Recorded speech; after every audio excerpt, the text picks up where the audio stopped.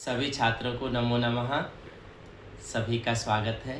आज की संस्कृत की क्लास में हम क्लास 8 दीपकम भाग 3 का पाठ नंबर 4 जिसका नाम है पाठ 4, जिसको हम पढ़ने के लिए जाएंगे।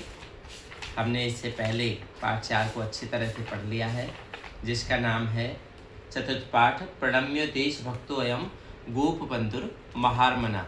इस वाले पाठ को हमने बहुत ही अच्छे से गोप बंधु के बारे में पढ़ा और हमने सीखा कि गोप बंधु ने कौन कौन से सामाजिक कार्य, कौन कौन से अपने अच्छे अच्छे कार्य किए, जिससे उन्हें उत्कल मणि जैसी उपाधियों से सुशोभित किया गया। आज हम इन सभी के जो भी पाठ है जिन्होंने गोप बंधु के बारे में हमने पढ़ा, अच्छे से सीखा। इस पाठ के हम प्रश्नोत्तर आज हम अपने देखेंगे, क्योंकि जब कोई पाठ पढ़ाया जाता है तो उसका अभ्यास बहुत ज़रूरी है। अब अभ्यास में प्रश्नोत्तर के माध्यम से हम पाठ को एक बार रिवाइज कर लेंगे। तो आइए हम इस पाठ के इनके प्रश्नों को देखते हैं। अभ्यासात जायते सिद्धि, अभ्यास से हमें सफलता मिल जाती है। पहला प्रश्न है अधोलिखितानां प्रश्नानां एक पदेन उत्तरम लिखत। नीचे लिखे गए प्रश्नों का एक पद में उत्तर देना है कि समाज दिन पत्रिका या प्रतिष्ठाता है। ये समाज दिन पत्रिका का प्रतिष्ठापक कौन था, प्रतिष्ठाता कौन था? गोप बंधु, क्योंकि पाठ भी गोप बंधु के ऊपर है। तो गोप बंधु कस्मै स्व भोजनम दत्तवान को गोप बंधु किसके लिए अपना भोजन दे दिया? भिक्षुकाय यानी भूखे के लिए। मरणासन्न कयासी स्वपुत्र, अपने पुत्र को मरणासन की अवस्था में छोड़ करके वो अन्य लोगों की भी, हजारों लोगों की भी सेवा में लग गए। गोपबंधु केन उपाधिना सम्मानित है भवन, उत्कल मणि जैसी उपाधि से सम्मानित किया गया।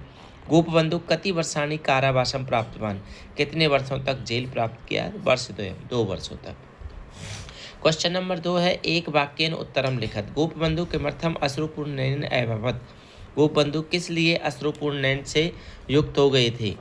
तो विभुक्षुकस्य भिक्षुकस्य करुण क्रंदनम श्रुत्वा, उसकी करुण क्रंदन को सुन करके। कीदृश पुत्रम विहाय गोपबंधु समाज सेवाम अकरोत मरणासन, यानी कैसे पुत्र को छोड़ करके?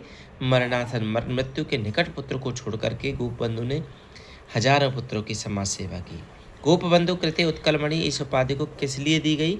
देश सेवायै तस्य असीम त्यागम दृष्टवा।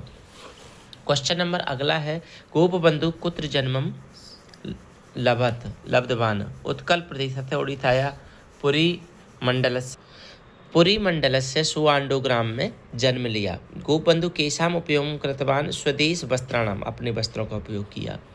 अब देखिए क्वेश्चन नंबर 3, वैसे आपको बता देता हूँ पहला और ये दूसरा क्वेश्चन एक पद में उत्तर लिखना और पूर्ण वाक्य में पूर्ण पदेन उत्तरत लिखना।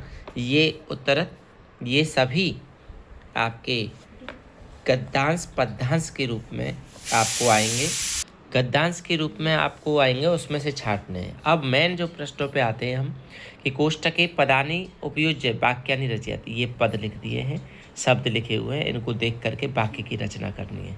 जैसे समाज किया गया, सेवाम आ गया, तो सेवाम से गोपबंधु समाज देशस्य सेवाम करूँ, यानी इस पाठ के अंदर जैसे भी शब्द दिए गए हैं, जैसे वाक्य दिए गए हैं, वो वाक्य हमने बना दिए हैं।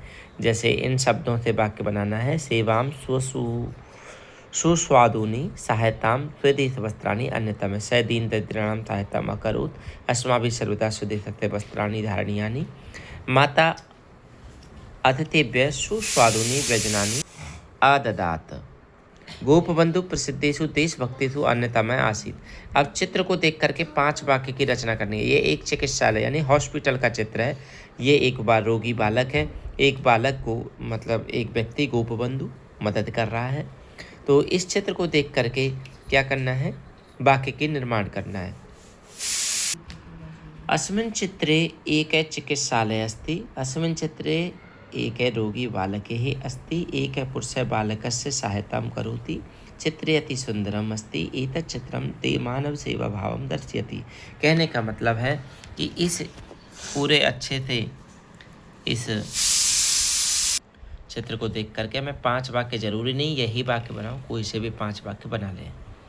और इसके बाद में श्लोक की पूर्ति करनी है। श्लोक जो आए हैं 2 श्लोक हैं। स्वदेश भूमौ मम लियताम तनु उत्कलमणि प्रसिद्धो, आगे लोक सेवक है। स्वदेश लोकः तनु प्रियांतु स्वराज मार्गे यदि गर्त मालिका मम अस्थिमासई परिपूरिता। इसके बाद में उदाहरण अनुसार क्रियापदम स्त्रीलिंग में परिवर्तित करना है। ये सारे के सारे केतवतु प्रत्यय के उदाहरण है। गतवान का जैसे गतवती बना, उसी तरह से प्राप्तवान का प्राप्तवती, उपदिष्टवान का उपदिष्टवती, भुक्तवान का कृतवती, ग्रहीतवान का ग्रहीतवती, ये बन गए। इसके बाद समुचित पदेन सह स्तंभों मिलित, ए और ई ये 2 स्तंभ हैं, इनको मिलाना है। ये समाज है, क्या थी? दिन पत्रिका थी। मम अस्थि मासई परिपूरिता अस्ति। उत्कलमणि किसको उपाधि दी गई? गोपबंधु को। ए आ ये किसने कहा था? ये क्रंदन ध्वनि थी उस भिक्षुक की। स्वस्वादुनी क्या था? स्वादिष्ट क्या थे? व्यजनानी, भोजन बहुत स्वादिष्ट। अब प्रश्न ऐसा भी आता है, घटनाक्रम वाक्यानि पुनः लिखत भिक्षुकस्य तद्भुजितवान। ये पूरे के पूरे क्या दे रखे? इस पाठ के जो वाक्य के बीच में आए होंगे वो उल्टे सीधे दे रखे हैं, इनको क्रम से जमाना है। तो सबसे पहला वाक्य आएगा ये, हाथ अतिथियों के हाथ पैर धुला करके आसन पर बैठे। इसके बाद में भिक्षुक उस टाइम आ गया। कहने का मतलब है कि क्रम से हमारे जो घटनाक्रम है उसका वाक्य सही से आना चाहिए। अब आपको एक बार ये दिखा देता हूँ गोपबंधु का परिचय। और ये वाला श्लोक जो आया है इसका श्लोक का भी देख लीजिएगा। गोपबंधु नाम था, जन्म यहाँ हुआ था, जन्म स्थान ये है, पिता का नाम ये दैत्यारिदास, माता का स्वर्णमयी देवी, पत्नी मोती देवी, और इन्होंने क्या क्या उपाधि की थी, कौन कौन सा योगदान था, ये सभी गोपबंधु का वर्णन है। इसके बाद में ये सत्यवादी वन विद्यालय का वर्णन है कि किसके कहाँ पर कैसे है। ये योग्यता विस्तार के लिए है। अभी आप केवल अपना प्रश्नोत्तर और इस पाठ के अभ्यास, इस पाठ के अच्छे से जानकारी प्राप्त करें। ये आपका गोपबंधु के कार्यों से वर्णन है इसमें। धन्यवाद। कल फिर अगले पाठ के साथ मिलते हैं।